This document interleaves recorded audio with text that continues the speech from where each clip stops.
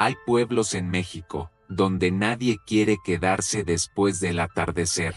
Calles vacías, ventanas selladas y un silencio que te cala los huesos. Dicen que algo los maldijo, y que quien entra, no siempre sale igual. México es un país lleno de historia, tradiciones y secretos. Detrás de su belleza, sus paisajes y sus colores vibrantes, se ocultan lugares donde el tiempo parece haberse detenido. Pueblos donde nadie quiere vivir, donde las calles están en silencio, y no por abandono, sino por miedo. Se habla de apariciones, de brujas, de rituales antiguos, de personas que desaparecieron sin dejar rastro. Hay quienes aseguran que cruzar sus fronteras es invocar algo que no siempre se puede controlar. En este video, te llevaré por los rincones más oscuros de México. Pueblos malditos, donde la realidad y la leyenda se entrelazan, y donde quizás, lo que vas a escuchar, no te deje dormir esta noche. ¿Estás listo para conocer los pueblos malditos de México? Comencemos.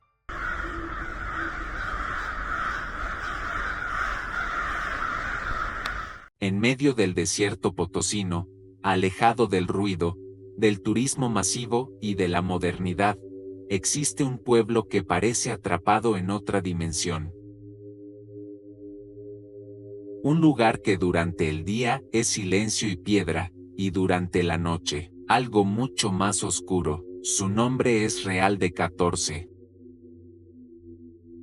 ¿Te imaginas entrar a un pueblo por un túnel oscuro de casi 3 kilómetros, salir al otro lado, y sentir que el tiempo se detuvo? En Real de 14, el silencio pesa, las sombras se mueven donde no deberían, y hay voces en la oscuridad que nunca fueron humanas. Este no es un destino turístico cualquiera, es un lugar con historia, y con algo más. Algo que te observa desde que pones un pie dentro. Ubicado en el desierto de San Luis Potosí, Real de 14 fue fundado en el siglo XVIII por buscadores de plata. Lo que encontraron no solo fue riqueza, también desgracia. Miles de trabajadores fueron explotados en las minas. Se cuenta que hubo derrumbes tan fuertes que algunos quedaron enterrados vivos. Otros desaparecieron en galerías que, según los antiguos, nunca deberían haberse abierto. Hoy, las minas siguen allí, oscuras, silenciosas, pero no vacías. Visitantes afirman que dentro se oyen susurros, que sienten que los tocan, que ven sombras moviéndose por los pasillos. ¿Coincidencia? ¿Eco mental? ¿O acaso algo más está atrapado en esas profundidades? Una turista de Guadalajara relata que, mientras caminaba con su pareja cerca del túnel de Ogarrio, escuchó una risa infantil a pocos metros. No había nadie. Dicen que hay un niño que murió al caer por una grieta en las minas, y que a veces juega entre los callejones vacíos. Un minero retirado, entrevistado en 2007, contó que bajó solo una vez al nivel 4 de la mina principal, y juró que nunca volvería. Ahí abajo, algo respira contigo, siente cuando tenés miedo. Lo peor no es lo que escuchás, es lo que sentís cuando todo se queda en silencio. Los huicholes consideran la región sagrada, suben al Cerro del Quemado para realizar rituales ancestrales y pedir visión espiritual. Muchos aseguran que Real de 14 está construido sobre una zona energética que actúa como puente entre dimensiones. ¿Puede eso explicar las apariciones, las visiones, las distorsiones del tiempo? Algunos investigadores creen que sí, que las emociones fuertes, la historia de sufrimiento y el magnetismo del suelo crean una grieta entre realidades, una que, sin quererlo, podés cruzar. En 1995, un documentalista captó en video una figura blanca que flotaba cerca del cementerio. Nunca pudo explicarlo. En 2010, una familia aseguró que una de sus fotos turísticas mostraba un rostro que ninguno había visto. Lo compararon con un retrato de un minero desaparecido en 1898. Era idéntico. ¿Tú te animarías a pasar una noche en una de las minas abandonadas de Real de 14? ¿Crees que los lugares pueden guardar la energía de lo que allí ocurrió? ¿Alguna vez visitaste un lugar donde sentiste que no estabas solo, aunque no hubiese nadie cerca? Real de 14 no solo es un pueblo antiguo, es una cicatriz viva, una herida abierta que no termina de cerrar. Algo se mueve entre las piedras, algo que está despierto, y te observa si te atreves a mirar demasiado tiempo. Y esto apenas comienza. Próximo destino, un pueblo enterrado por lava, pero donde las campanas siguen sonando bajo tierra. Lo que ocurre en Real de 14 es inquietante, pero no es un caso aislado. México está lleno de lugares donde la historia se mezcla con lo inexplicable, donde las cicatrices del pasado siguen latiendo bajo la superficie. Y si pensabas que un pueblo maldito era suficiente, espera a conocer el siguiente, porque hay un sitio donde la tierra literalmente se abrió y lo devoró todo. Imagina estar en misa, y de pronto, el suelo comienza a temblar, la tierra se abre, y en cuestión de días, todo lo que conoces, tu casa, tu escuela, tu iglesia desaparece bajo un río de lava. Pero lo más perturbador es que hay quienes aseguran que las campanas de esa iglesia aún suenan. Aunque esté enterrada bajo toneladas de piedra volcánica, ¿puede un pueblo maldito seguir vivo, incluso después de morir? En 1943, en el estado de Michoacán, ocurrió algo que cambiaría para siempre la vida de cientos de familias. Una mañana cualquiera, un campesino llamado Dionisio Pulido trabajaba sus tierras cuando notó que el suelo temblaba levemente y despedía un extraño vapor. Horas después, frente a sus propios ojos, la tierra se agrietó y empezó a brotar fuego.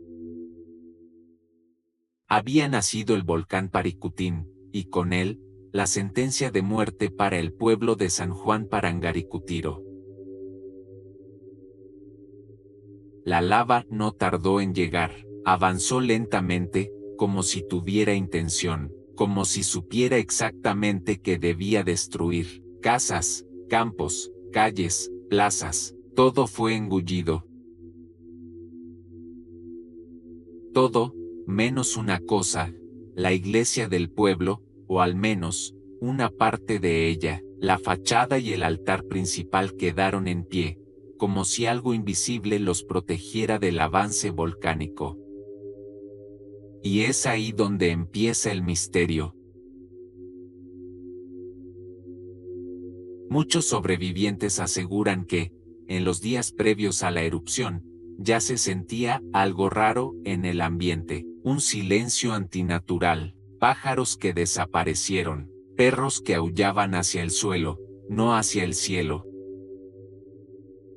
Algunos habitantes relataron haber soñado con fuego, sombras y figuras que danzaban entre llamas.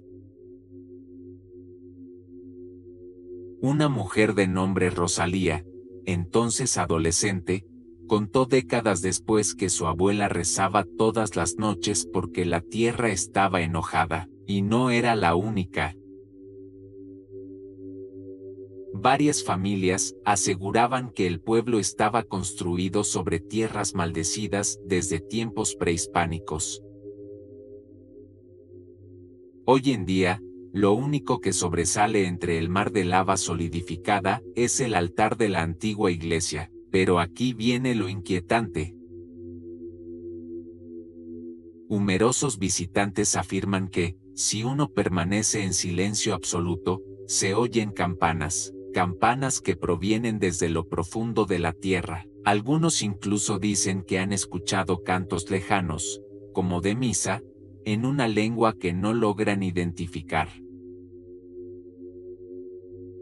¿Es posible que el alma del pueblo siga viva, atrapada bajo la lava, o es que algo más se quedó encerrado ahí abajo? Varias grabaciones hechas por turistas captaron sonidos extraños en las cercanías de la iglesia, incluyendo lo que parece un tañido metálico muy leve, como de una campana que nadie hizo sonar. Grupos espiritistas han acudido al sitio para hacer rituales de limpieza, y muchos reportaron sentirse enfermos o desorientados tras pasar la noche allí. En 1979, una exploración geológica informal reportó una anomalía magnética justo debajo del altar. Los equipos se descontrolaban y las brújulas giraban sin razón aparente. ¿Tú qué harías si estuvieras parado frente a la antigua iglesia y de pronto escucharas una campana sonar sola? ¿Crees que un pueblo puede morir del todo, o parte de él queda atrapado entre dimensiones? ¿Te atreverías a visitar un lugar donde la lava lo cubrió todo, pero lo sagrado se negó a caer? Los habitantes desplazados afirman que el pueblo no fue destruido por la naturaleza, sino por una fuerza mayor. Algunos creen que fue un castigo, otros, que fue un sello, una manera de contener algo oscuro que se había despertado y que debía ser enterrado a toda costa, y la lava fue simplemente el medio. Incluso hoy, cuando uno se acerca al lugar, el ambiente cambia, el viento se siente diferente, el calor del sol pesa más, y hay quienes dicen que si te quedas lo suficiente, podés sentir como la tierra aún respira. San Juan Parangaricutiro no fue reconstruido, fue reemplazado, como si nadie se atreviera a remover lo que quedó bajo las rocas. Pero el misterio permanece, y las preguntas también, porque si la tierra habló una vez, ¿qué nos asegura que no volverá a hacerlo? San Juan Parangaricutiro no fue solo un pueblo tragado por la lava, fue un mensaje, un recordatorio de que la tierra puede despertar con furia, pero también con intención. ¿Por qué la iglesia fue lo único que quedó en pie? ¿Por qué algunos dicen que bajo las rocas aún se escuchan campanas? Dicen que hay lugares que no mueren, solo cambian de forma, y esperan a quien se atreva a bajar la guardia, a quien cruce el límite entre la razón y lo imposible. Y este no es el último. En el siguiente destino, los muertos no descansan, sus historias cuelgan de los árboles, sus rostros vacíos te siguen con la mirada, y si escuchas con atención, puede que una muñeca susurre tu nombre. Muy cerca del bullicio de la Ciudad de México, entre los canales de Xochimilco, hay un rincón donde todo cambia, donde el tiempo parece detenerse y el aire se vuelve pesado. No hay caminos, solo agua, vegetación espesa y silencio, hasta que la ves. Una pequeña isla, cubierta de ramas, y de muñecas, cientos, tal vez miles, colgadas de los árboles, clavadas a las paredes, atadas con alambre, con ojos vacíos, cabezas derretidas, brazos arrancados. Muchas están sucias, rotas, otras parecen nuevas, algunas parpadean, aunque no deberían. ¿Te animarías a bajar ahí? Este lugar tiene un nombre, la Isla de las Muñecas, y su historia comienza con una tragedia. Don Julián Santana Barrera se mudó a la isla en la década de 1950. Era un hombre solitario que buscaba tranquilidad. Pero esa paz se rompió cuando encontró el cuerpo sin vida de una niña flotando cerca de la orilla. La versión más contada dice que intentó salvarla, pero no lo logró. Pocos días después, encontró una muñeca flotando en el mismo canal, y la colgó de un árbol como ofrenda para el espíritu de la niña. Pero algo cambió en él, empezó a recolectar muñecas de la basura, a intercambiar verduras por muñecas viejas, y a colgarlas por toda la isla.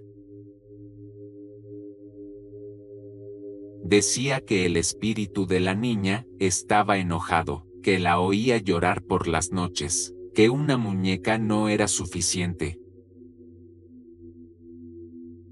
Durante años, vivió rodeado de esas figuras silenciosas, hasta que, un día, fue encontrado muerto, flotando, en el mismo lugar donde halló a la niña. Desde entonces, la isla se ha convertido en mucho más que un lugar curioso, es un punto de energía densa, de historias que nadie quiere contar después del anochecer. Los trajineros, barqueros locales, lo saben bien, aunque ganan dinero llevando turistas, muchos se niegan a acercarse después del atardecer. Algunos dicen que han visto luces encenderse solas en la choza de Don Julián, aunque nadie entra desde hace años. Otros aseguran que el agua se vuelve más oscura al acercarse a la isla, que hay una bruma que no estaba ahí minutos antes. Uno de ellos contó en voz baja, sin querer que otros lo oyeran, que una vez, una de las muñecas giró lentamente hacia él, mientras todas las demás permanecían inmóviles. El rostro era nuevo, diferente, como si lo estuviera esperando. Muchos visitantes reportan sensaciones físicas, presión en el pecho, mareos, escalofríos en pleno verano. Algunos aseguran haber sentido dedos fríos tocándoles la nuca. Un turista español incluso denunció haber perdido el conocimiento por unos minutos. Cuando despertó, tenía marcas en el brazo, como si pequeñas manos lo hubieran sujetado. Y no es solo una historia, ni dos, hay decenas, todas diferentes, pero con un elemento en común: nadie sale igual.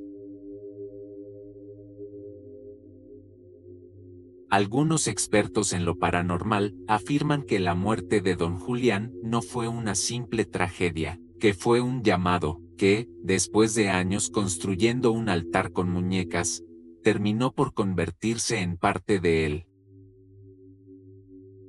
Se dice que la isla ya no necesita más muñecas, que ya tiene suficiente energía, y que ahora, lo que quiere es otra cosa. Por eso muchos visitantes sienten una urgencia al estar allí, como si algo, o alguien los invitara a quedarse, no con palabras, no con gestos, sino con esa presencia invisible que te eriza la piel. ese susurro en el oído que nadie más escucha. ¿Y si las muñecas no solo están ahí para decorar? ¿Y si son guardianas, antenas espirituales? ¿Y si al mirar sus ojos rotos, alguien más está mirando a través de ellos? Algunos aseguran que la isla tiene conciencia propia, que vive, que respira, y que cada visitante que llega deja una parte de sí, atrapada ahí. ¿Coincidencia? ¿Advertencia? ¿O acaso, una trampa? Muchos creen que la colección de muñecas fue un gesto de culpa. Otros dicen que fue una ofrenda para algo más, algo que exigía atención. Don Julián, el único habitante de la isla durante décadas, hablaba de una niña ahogada. Decía que la escuchaba por las noches, que lloraba, que pedía compañía. Por eso colgó la primera muñeca, pero al día siguiente, sintió que no bastaba, que alguien o algo quería más. Y entonces, comenzó el ritual. Una por una, las muñecas fueron llegando, algunas sin ojos, otras sin brazos, o con la boca sellada, muchas recogidas del canal, otras traídas por visitantes que, sin saberlo, participaban de un acto de ofrenda. Pero el aire en esa isla se volvió denso. Los que se atrevían a pasar la noche decían que las muñecas parpadeaban, que sus miradas cambiaban de dirección. Incluso hubo quienes aseguraron que una de ellas le susurró el nombre, mientras dormían. Una de las leyendas más extrañas dice que la isla elige qué muñecas acepta. Hay testimonios de personas que colgaron una nueva figura, solo para encontrarla a la mañana siguiente hecha pedazos, como si alguien o algo la hubiera destruido en medio de la noche. Y después está la figura de Don Julián. Muchos creen que no murió simplemente, que fue llevado, que su devoción fue su perdición, y que ahora, su espíritu sigue allí, entre los árboles y los hilos podridos que sostienen los cuerpos inertes de plástico. Algunos visitantes afirman haber visto una sombra moverse entre las chozas, aunque nadie más se encontraba en la isla. Más inquietante aún, hay quien dice que si intentas llevarte una muñeca, la isla se cobra su precio. Malos sueños, enfermedades, accidentes y, en algunos casos, incendios. ¿Son solo supersticiones o advertencias ignoradas? ¿Y tú, aceptarías colgar una muñeca en la isla, aunque algo en tu interior grite que no lo hagas? ¿Te atreverías a pasar una noche a solas allí, rodeado de cientos de ojos vacíos, que parecen cada vez menos vacíos? Porque en la isla de las muñecas, nada es lo que parece, y lo que parece muerto, a veces solo está esperando que lo mires de nuevo. Dicen que en la isla de las muñecas, lo que fue miedo, se queda pegado a tu piel, pero si creías que eso era perturbador, nuestro siguiente destino mezcla lo sagrado con lo siniestro. En este lugar, miles de peregrinos caminan con fe, sin saber que están pisando tierra donde antiguamente se ofrecían sacrificios, donde aún se oyen cantos que no deberían escucharse después del atardecer. Prepárate, porque vamos hacia Chalma, Estado de México, un sitio donde la devoción y lo paranormal caminan de la mano.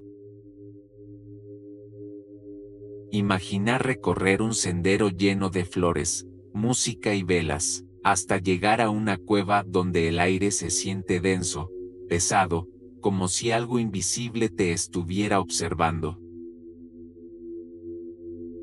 Chalma no es solo un lugar de fe, es un sitio donde antiguos rituales siguen vivos, aunque disfrazados, donde la gente llega buscando milagros, pero a veces se lleva algo más, algo que no pidió, algo que lo sigue incluso después de volver a casa. Ubicado en las montañas del Estado de México, Chalma es uno de los centros de peregrinación más importantes del país. Cada año, miles de personas acuden al santuario del Señor de Chalma para pedir favores, cumplir promesas o agradecer milagros. Pero detrás de la devoción y las danzas, se esconde un pasado más antiguo, uno que no tiene cruces, sino famoso líquido rojo, no tiene oraciones, sino invocaciones. Antes de la llegada de los españoles, este era un sitio sagrado para los pueblos originarios. En la cueva donde hoy se encuentra el santuario, se rendía culto al dios Oxtoteotl, una deidad vinculada a las sombras, las cavernas y los rituales que afectaban a los humanos. Allí, los rituales eran intensos, y no todos los que entraban, salían. ¿Y si te dijera que esa energía todavía está ahí? Muchos peregrinos afirman sentir una presencia extraña al entrar a la cueva. No es miedo, es algo más profundo, una sensación de que estás siendo evaluado, observado, de que no estás solo. Aunque oficialmente la Iglesia no los promueve, existen rituales que se siguen practicando en secreto. Algunos peregrinos dejan ofrendas especiales en zonas ocultas de la montaña. Hacen limpias con huevos negros, amuletos, animales pequeños, y otros, más atrevidos, aseguran que en la madrugada, grupos selectos bajan a zonas prohibidas para hacer peticiones a fuerzas, que no son divinas. ¿Hasta dónde estarías dispuesto a llegar por un milagro? Un guía local relata que en 2018, una mujer acudió con su familia al santuario. Durante la ceremonia, se desmayó. Al despertar, decía que un hombre de ojos completamente negros le había ofrecido cumplirle el deseo, a cambio de no volver a rezar jamás. La familia se la llevó rápidamente, pero ella nunca volvió a ser la misma, no quiso hablar del tema, no volvió a poner un pie en una iglesia. Hay grabaciones de turistas en las que se escuchan voces en la cueva, aun cuando no hay nadie más presente. En una, se oye claramente, ven solo, y pide, ¿coincidencia? ¿Ecos de la caverna? ¿O algo? ¿Qué sigue esperando?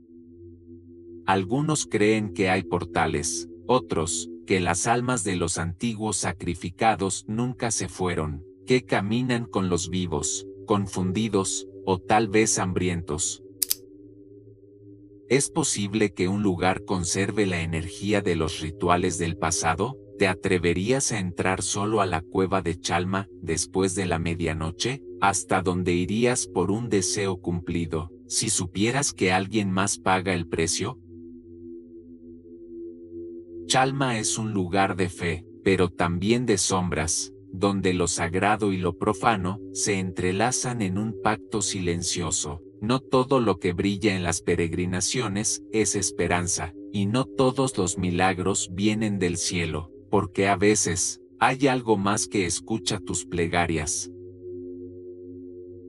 En Chalma, aprendimos que la fe puede tener un rostro oscuro, que no todos los altares están hechos de luz, y que a veces, los milagros tienen precio.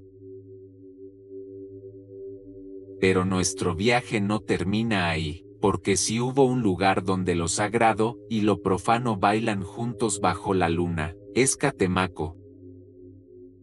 Un pueblo donde los brujos no se esconden, se anuncian, donde hay rituales a plena vista, y pactos que se hacen en silencio. ¿Estás listo para entrar en el corazón de la brujería mexicana? Pero antes de continuar, tengo un pedido que hacerte. Si te gusta nuestro contenido, nos ayudarías mucho dando like, comentando o compartiendo el video con tus amigos, para que YouTube recomiende más el canal y podamos seguir haciendo contenido. Desde ya, muchas gracias y continuamos. Dicen que si visitas Catemaco de noche, no deberías aceptar nada de extraños, ni una bebida, ni una bendición, porque tal vez no sea una persona, sino algo que se disfrazó para alcanzarte. Este no es solo un pueblo mágico, es un epicentro de rituales, hechicería, y energías que no siempre vienen de este mundo, y lo más aterrador, es que aquí, todos lo saben, pero nadie lo dice. Ubicado a orillas de la laguna de Catemaco, este pueblo parece un paraíso tropical, selva densa, agua tranquila, sonidos de aves, pero bajo esa calma hay algo más. Algo antiguo, algo que ha atraído a brujos, curanderos, chamanes y creyentes durante siglos. Aquí, la brujería no es un tabú, es una tradición. Desde hace generaciones, Catemaco ha sido conocido como la capital de la brujería en México, pero no estamos hablando de supersticiones inofensivas, estamos hablando de rituales con famoso líquido rojo, de limpias que queman el alma, y de invocaciones que algunos aseguran, abren puertas que deberían estar cerradas. Cada primer viernes de marzo, miles de personas llegan desde todo el país y del extranjero para asistir al llamado Congreso de Brujos. En lo alto de los cerros se hacen ceremonias ocultas, algunas a la vista del público, otras, no tanto. Dicen que ahí se pacta con entidades antiguas, se atan destinos y se hace magia negra. Algunos solo quieren sanar, otros, obtener poder, pero lo cierto es que nadie sale igual de Catemaco.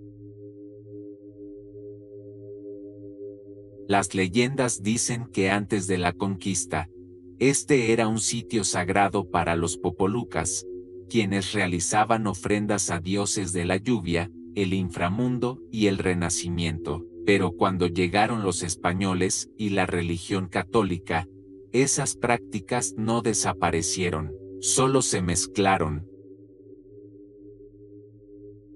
Hoy, muchas de las brujas y brujos de Catemaco mezclan santos con figuras oscuras. Se reza a San Benito, mientras se quema incienso negro.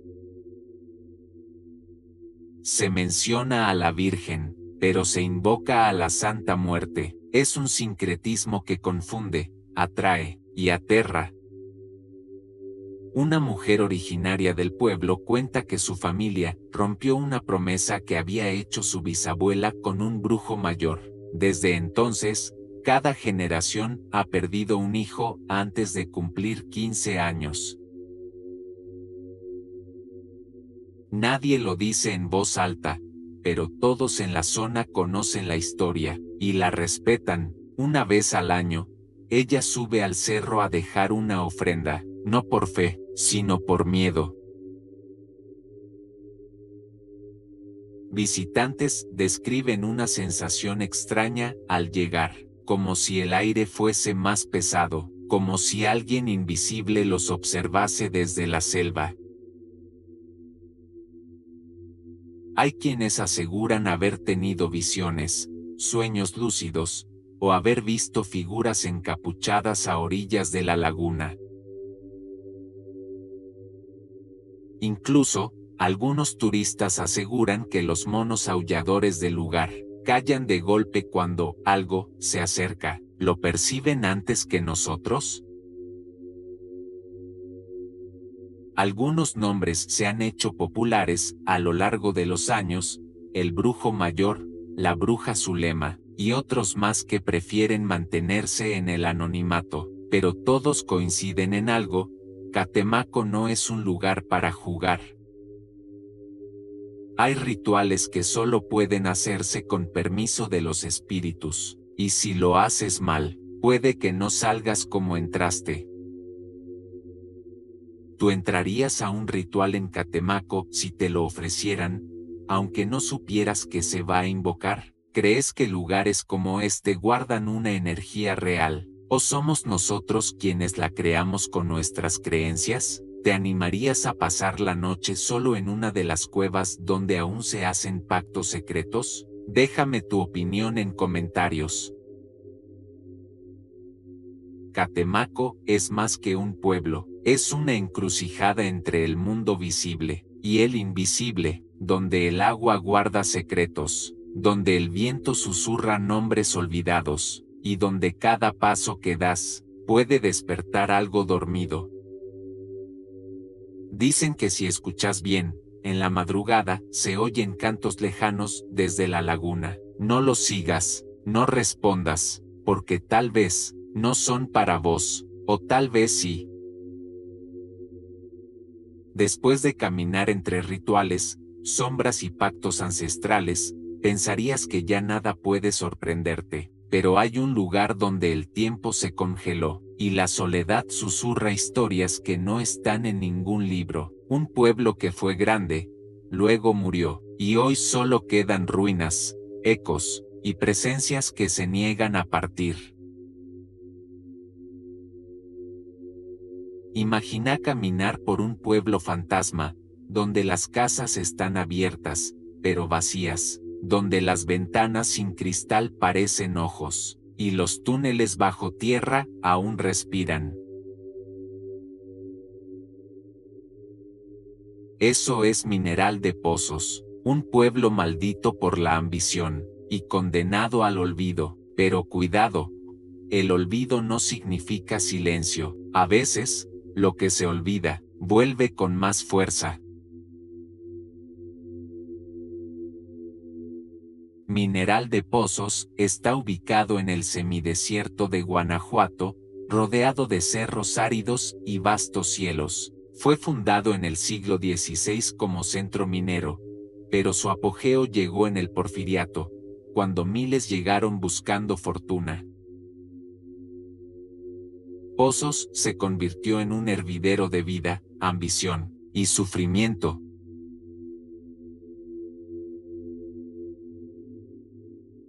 Más de 300 minas funcionaban simultáneamente, la explotación era brutal, y muchos trabajadores murieron en condiciones inhumanas. Los registros hablan de galerías colapsadas, cuerpos jamás recuperados y zonas donde nadie se atreve a excavar otra vez. Los lugareños dicen que hay túneles malditos, sellados no por seguridad, sino por temor. Muchos creen que, al caer el sol, Pozos revela su verdadero rostro. Es entonces cuando las sombras parecen más largas de lo normal, cuando el viento cambia de dirección, y parece traer consigo susurros del pasado. Hay quienes dicen que el pueblo no está del todo vacío, que si prestas atención, podés sentir como alguien más camina contigo. No lo ves, no lo escuchas, pero lo sientes, y es que este lugar no solo guarda ruinas, guarda heridas abiertas. La escuela modelo, abandonada, con sus muros descascarados, pero intacta, se dice que fue cerrada abruptamente tras una tragedia que nadie quiere recordar. Exploradores nocturnos afirman que allí se escuchan pasos, puertas cerrarse solas y una melodía que proviene del piso superior, donde no queda nada. Las ruinas de Santa Brígida, antigua hacienda minera, imponente y fantasmal. Allí se han captado psicofonías, luces inexplicables, y hay reportes de una figura femenina que camina entre las columnas al anochecer. Los hornos y estructuras de fundición, de día parecen postales históricas, de noche, son otra cosa. Exploradores aseguran que se escuchan martillazos, gemidos metálicos y voces que gritan desde el subsuelo. El turismo ha regresado, lentamente, pero hay un tipo de visitante que llega con otra intención: espiritistas, fotógrafos del misterio y cazadores de lo paranormal. Algunos aseguran haber captado silbidos en las grabaciones, sombras entre las ruinas y anomalías térmicas en los túneles. Otros han salido corriendo, sin poder explicar por qué. Simplemente, algo no estaba bien.